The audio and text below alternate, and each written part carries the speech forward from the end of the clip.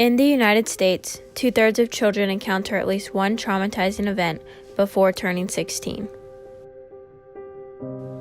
Of those kids, 6 to 15% develop post-traumatic stress disorder.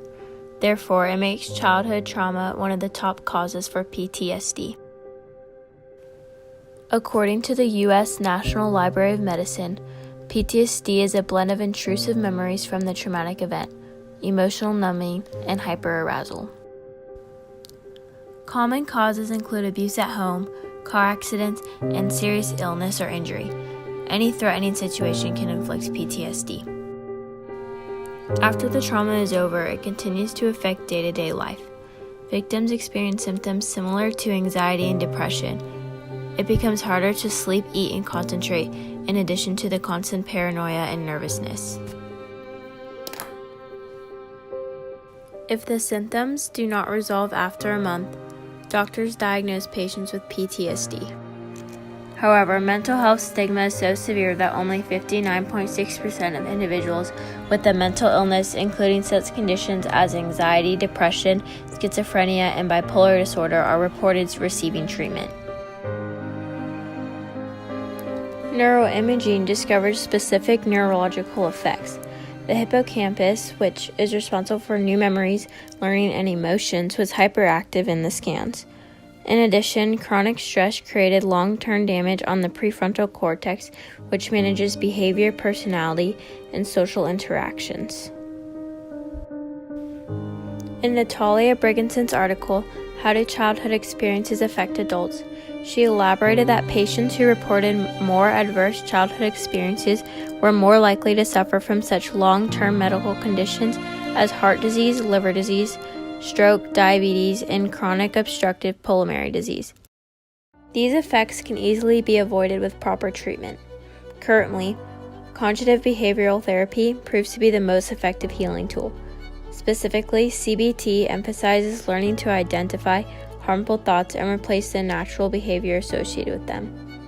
Because children are more aware of how their feelings affect behavior, they learn to cope with their traumatic experiences. When cognitive behavioral therapy combines with antidepressant medicine, patients often make a full recovery. Still, not everyone has access to mental health care and adequate insurance. Therefore, schools should help students discover any mental illness symptoms. At Branham High School, I want to promote emotional fitness testing. Similar to physical fitness tests that athletes take before participating in their sport, the mental assessment would evaluate a student's readiness to perform daily activities.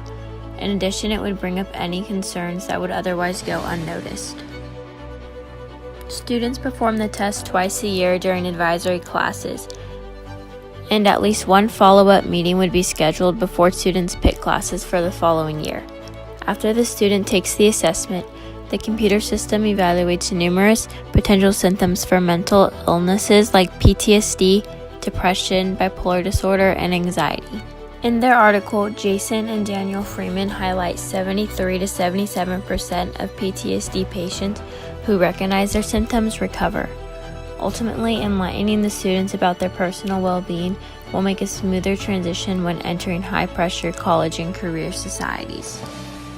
In addition to the emotional fitness testing proposal, I'd like to advocate for more mental health professionals on Branham's campus. To fund money, I'd collect donations and fundraise at mental health awareness events. However, pending approval, the majority of the funds would come from the Campbell Union High School District's bond money. For more bond money, a proposition will be offered during the next elections to support this essential solution. Furthermore, gaining support from Branham students, parents, and staff through petitions and letters of recommendation would increase the success rate of this proposal. This action plan ensures children with a traumatic past and other psychological issues identify their symptoms and seek help immediately.